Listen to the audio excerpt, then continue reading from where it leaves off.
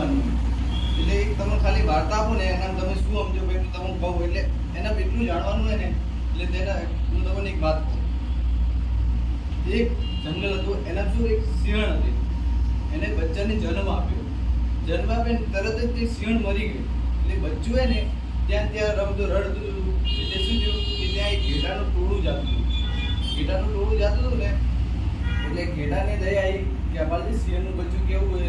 એટલે ઘેટાએ બધા એને જે બચ્ચું છે લઈ ગયા એટલે એના ભેગું જે ઘાસ ખાતા હતા એના ભેગું સિંહ ઘાસ ખાવા માંડ્યું.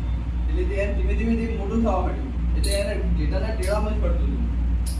પછી શું થયું એટલે સિંહ બીજું સિંહ હતો ને જે જંગલમાં ફરતો હતો એટલે બધા ઘેટા એની સાથે જંગલમાં ફરતા હતા. એટલે જે સિંહને દેખ્યું કે આ શું મારું એટલે આ ઘેટા ભેગું આ સિંહ ભરે એટલે શું આવે એટલે જેને દરાડ મારી ને એટલે બધા ઘેટા ભાગી ગયા. એને ભેગું તે સિંહ ભાગી ગયું. એટલે એને શું થયું ત્યાં કે મારથી કેમ ડરે એટલે એને ઉભો રાખ્યો વાઘને કે તું મારથી કેમ ડરે તો પેલા કેમ કે મને ખાઈ જાઉં પેલા હું તને કેવી રીતે કહું કે હું તાર જેવો જ છું.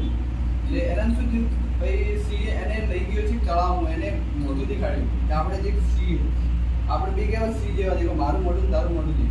એટલે તમે શું કહો એટલે સિંહ દરાડ મારી એને દરાડ મારે દેખો આપણે બે સિંહ આપણાથી બધા ડરે આપણે કોઈથી ડરાય ના.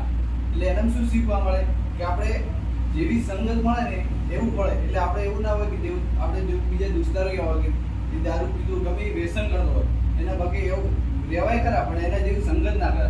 જેવી ઘેટા કેવા હતા કે ઘાસ ખાતા હતા એના ભાગે ઘાસ ખાતો હતો પણ એ સિંહ હતો અંદરથી સિંહ હતો પણ એને ખબર એને અંદરથી ઓળખાણ નથી કે હું સિંહ હું. એટલે આપણે શું કે નાના બિઝનેસ એટલે કેવા હોય છે ગરીબ મોદી કેવો મોદી શું ચા વેચતો હતો એ ક્યાં ભોગ્યો. એટલે એમ શું કે આપણા અંદર એક જણાનું સિંહ સમજો વાત ને કે આપણે ગમે કરીએ આપણા માટે કોઈ મુશ્કેલ છે જ નહીં. એટલે એને સમજવું પડે.